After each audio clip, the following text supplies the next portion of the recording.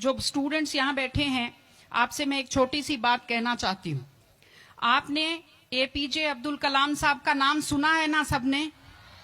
हाँ, कलाम साहब ने एक बात कही थी कि in the very old times the world was driven by the muscle power, after that it was driven by money power, and now it is being driven by the power of knowledge. यानी पहले शरीर की ताकत से दुनिया चलती थी, उसके बाद कुछ दिन पैसे से दुनिया चली, और अब दुनिया कैसे चलती है? ज्ञान की ताकत से चलती है। आज अमेरिका और रूस, फ्रांस क्यों हमसे आगे हैं? उनकी जनसंख्या भी कम है, शायद वो मेहनती भी हमसे कम है, लेकिन वो हमसे क्यों आगे हैं?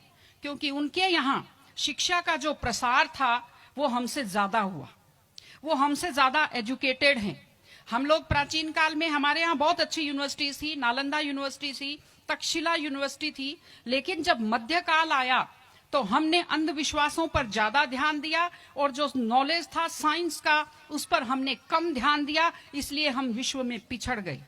एसएसटी में आप लोग पढ़ते होंगे, 10th के बच्चे एसएसटी पढ़ते हैं, कि एक समय था जब वर्ल्ड की जो रिचेस्ट कंट्रीज थी वो रूस अमेरिका नहीं थी, वो इंडिया था और वो चाइना था। चीन और भारत विश्व के सबसे धनी देश थे, लेकिन हमने एजुकेशन पर ध्यान देना छोड़ा। उसका नतीजा ये निकला कि हम लोग गरीब हो गए, हम लोग पिछड़ गए, हम लोग कमजोर हो गए। इसलिए अगर आपको खुद को ताकतवर होना है और इस देश को ताकतवर बनाना है तो आप लोग शिक्षा पर ज्यादा से ज्यादा ध्यान दीजिए। हमारी बेटियां यहां बैठी हुई हैं, आप लोग बहुत खुश किस्मत हैं, आपकी किस्मत अच्छी है कि आपने इस जमाने में जन्म लिया है जब लड़कियों को स्कूल भेजा जाता है, जब लड़कियां बराबरी के अधिकार के साथ आत्मसम्मान से जिंदगी जी सकती हैं। मैं अभी सोफे पर अकेली बैठी हुई थी, फिर उसके बाद शिफा जी आए और फिर उसके बाद संतोष जी आए, तो हमें जगह हमारी बढ़ती गई। मैंने कहा भाई पुरुषों सिंहासन खाली करो, महिलाएं आती हैं।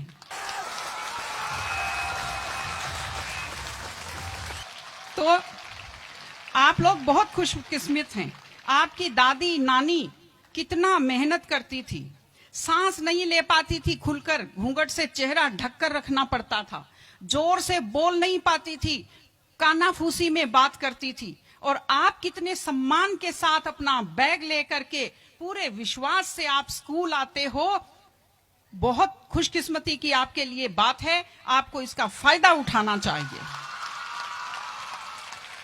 आपको कोशिश करनी चाहिए कि आप एक मजबूत नारी बने, और आपसे मैं कहना चाहती हूं कि आपके ऊपर बहुत विश्वास करते, आपके पेरेंट्स आपको घर से बाहर भेजते हैं, अपने माता पिता को हमेशा अपने मन में रखिए।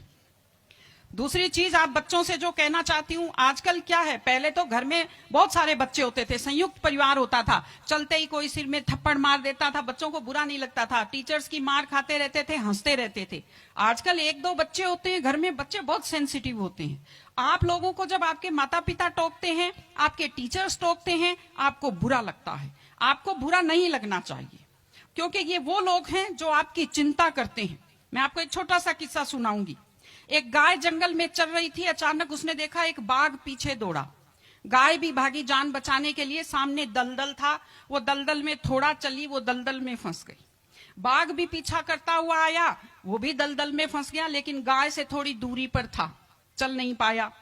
तो गाय हंसी और उसने बाघ से कहा, बाघ तू तो गया, तू मरेगा। तो बाघ ने कहा, तुम क्या हंस रही हो, तुम भी तो मरोगी दलदल में। उसने कहा, मैं नहीं मरूंगी, देखना। शाम को जब मालिक ने देखा गाय नहीं आई, वो 2-4 लोगों को लेकर आया। जब देखा गाय दलदल में फंसी हुई है, वो रस्से लाया, लकड़ी लाया और गाय को निकालकर बाहर किया। तो गाय ने बाघ को कहा, बाघ तुझे कोई नहीं निकालेगा, मैंने कहा था ना, जिसको संभालने वाले होते हैं वो दलदल में फंसकर नहीं मरता। आपके जो टीचर्स हैं, आपके टीचर्स और आपके पेरेंट्स आपको संभालने वाले हैं। अगर आप उनकी बात मानेंगे, आप डांट के पीछे छुपी हुई उनकी चिंता को आप समझेंगे तो आप बुराइयों के और गलतियों के दलदल में कभी नहीं फंसेंगे। इसलिए अपने माता पिता को, विशेषकर अपनी मां का चेहरा अपने दिमाग में रखिए, अपने दिल में रखिए कि वो आपके ऊपर कितना विश्वास करते हैं, वो आपकी कितनी चिंता करते हैं, घर पे आपका इंतजार करते हैं, आपके लिए हमेशा वो दुआएं करते हैं। आपके माता पिता जब मंदिर में जाते हैं खुद के लिए कुछ नहीं मांगते, जब वो बचत करते हैं उस पैसे से खुद के लिए कुछ नहीं खरीदते, वो पैसा आप लोगों पर खर्च करते हैं। उनकी इस चिंता को समझिए, अपने टीचर्स की चिंता को समझिए। मैं आप सबको बहुत शुभकामनाएं देती हूं कि आप लोग, आपकी बुद्धि तीव्र हो, आपका मन बहुत समृद्ध हो, आपका हृदय बहुत संवेदनशील हो। मैं स्कूल को मैं बहुत बहुत शुभकामनाएं देती हूं। टीचर से अपील करती हूं कि व्यक्ति केवल शरीर और दिमाग नहीं होता, एक मन होता है, एक आत्मा होती है। माइंड जो है, mind is sharpened by the knowledge and information. दिमाग तो तेज होता है, लेकिन बच्चों का मन समृद्ध कीजिए, उन्हें कमजोर पर दया करना सिखाइए, उन्हें परिवार के प्रति संवेदनशील बनना सिखाइए कि वो एक अच्छे संपूर्ण नागरिक बने, जिसको कहते हैं कंप्लीट पर्सनैलिटी, वैसे बने। मैं स्कूल को, आप सब बच्चों को, आपको ढेर सारी शुभकामनाएं देती हूं। आप अच्छे व्यक्तित्व बने, आप अच्छे नागरिक बने, एक मजबूत परिवार का, मजबूत देश का और एक अच्छे समाज का आप निर्माण करें।